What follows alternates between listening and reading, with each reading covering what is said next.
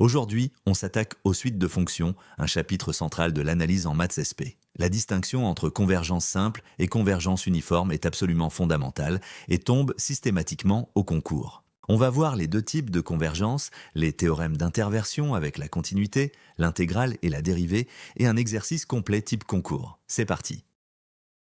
La question fondamentale est: quand peut-on permuter la limite avec d'autres opérations? Peut-on passer la limite sous le signe intégral? La limite de fonction continue est-elle continue? La réponse dépend du type de convergence. La convergence simple ne suffit généralement pas, il faut la convergence uniforme. Ce chapitre est aussi la base des séries de fonctions et des séries entières. Maîtriser la convergence uniforme est indispensable pour étudier les développements en séries de Taylor, les séries de Fourier et plus généralement toute approximation fonctionnelle. Commençons par la convergence simple. On dit que la suite de fonctions fn converge simplement vers f sur ici. Pour chaque point x fixé, la suite numérique fn de x converge vers f de x. Le point clé est que la convergence se fait point par point, indépendamment pour chaque x. En termes de quantificateur, pour tout x dans i et pour tout epsilon strictement positif, il existe un rang grand N, qui dépend a priori de x et d'epsilon, tel que pour tout n supérieur ou égal à grand N, fn de x moins f de x en valeur absolue est inférieur à epsilon. Le rang grand N peut varier d'un point x à l'autre, c'est la faiblesse de la convergence simple. La convergence uniforme est beaucoup plus forte. La suite fn converge uniformément vers f si la norme infinie de fn moins f tend vers 0. Autrement dit, le suprémum de l'écart entre fn et f sur tout l'intervalle i tend vers 0. L'écart maximum tend vers 0, pas seulement l'écart point par point. En quantificateur, pour tout epsilon, il existe un rang grand N qui ne dépend que d'epsilon et pas de x, tel que pour tout n supérieur à grand N et pour tout x dans i, l'écart est inférieur à epsilon. Le grand N est le même pour tous les points x. C'est la force de la convergence uniforme. L'exemple fondamental, fn de x égale x puissance n sur le segment 0 1. Pour x strictement inférieur à 1, x puissance n tend vers 0. En x égale 1, x puissance ln vaut 1. La limite simple f est de nul sur 0 1 ouvert et vaut 1 en 1. C'est une fonction discontinue.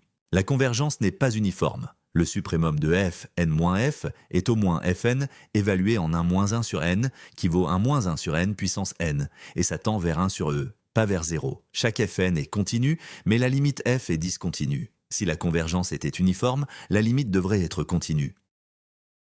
Premier théorème d'interversion. Si chaque fn est continu, et si la convergence vers f est uniforme, alors la limite f est continue. C'est le résultat fondamental. La convergence uniforme préserve la continuité. Nous venons de voir avec x puissance n que la convergence simple ne suffit pas.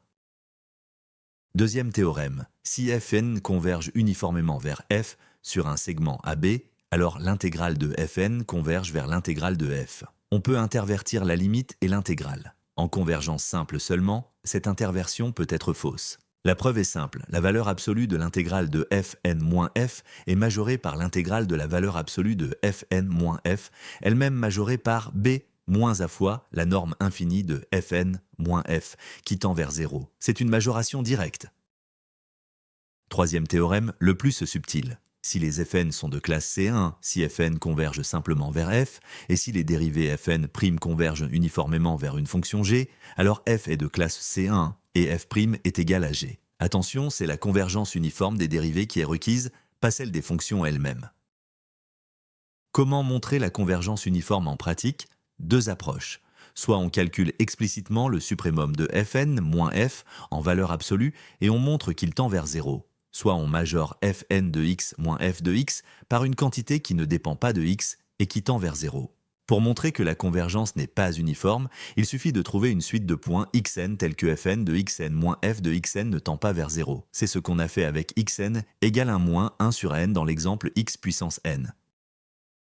Exercice type concours. On considère fn de x égale nx sur 1 plus n carré x carré défini sur le segment 0, 1. Étudier la convergence simple et uniforme. Convergence simple, en x égale 0, fn de 0 vaut 0 pour tout n. Pour x strictement positif, fn de x égale 1 sur nx plus 1 sur nx, qui tend vers 0 quand n tend vers l'infini. Donc fn converge simplement vers la fonction nulle. Pour étudier la convergence uniforme, cherchons le suprémum de fn. On dérive, fn' s'annule en x égale 1 sur n. C'est un maximum car fn est positive et s'annule en 0 et tend vers 0 en plus l'infini. On évalue Fn en 1 sur n. On obtient n fois 1 sur n sur 1 plus 1, soit 1 demi. Le suprêmum de Fn vaut donc 1 demi qui ne tend pas vers 0. La norme infinie de Fn vaut 1 demi pour tout n. Elle ne tend pas vers 0. Donc la convergence n'est pas uniforme sur 0,1. Cependant, sur tout segment du type A1 avec A strictement positif, la convergence est uniforme car le suprêmum vaut alors 1 sur 2n à environ qui tend vers 0. Erreur numéro 1, confondre convergence simple et uniforme. La différence clé est dans les quantificateurs. En convergence simple, le rang dépend du point x. En convergence uniforme, le rang est le même pour tous les x. Cette différence est cruciale pour les théorèmes d'interversion. Erreur numéro 2, intervertir limite et intégrale avec seulement la convergence simple. L'exemple nx sur 1 plus n carré x carré montre que ça ne marche pas. L'intégrale de fn sur 0,1 est non nulle, alors que la limite de fn est la fonction nulle. Il faut la convergence uniforme ou un théorème plus puissant comme la convergence dominée. Erreur numéro 3, pour le théorème de dérivation, exiger la convergence uniforme des fonctions. En réalité, c'est la convergence uniforme des dérivés qui est nécessaire. La convergence simple des fonctions suffit dans les hypothèses du théorème de dérivation terme à terme. La méthode systématique au concours. D'abord, trouver la limite simple point par point. Ensuite, étudier la convergence uniforme en calculant ou majorant le suprêmum de l'écart. Si la convergence n'est pas uniforme sur tout l'intervalle, cherchez si elle l'est sur tout compact inclus dans l'intervalle. Pour trouver le suprêmum de fn-f, pensez à étudier cette fonction comme n'importe quelle fonction. Dériver, trouver les extrémums et évaluer. C'est souvent la clé pour conclure sur la convergence uniforme ou non.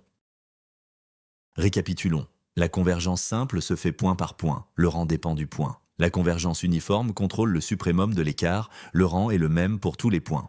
La convergence uniforme préserve la continuité. Elle permet d'intervertir limite et intégrale sur un segment et la convergence uniforme des dérivés permet d'intervertir limite et dérivation. La convergence simple seule ne permet aucune de ces interversions en général. Retenez, la convergence uniforme est le passeport pour les échanges de limites avec les opérations d'analyse.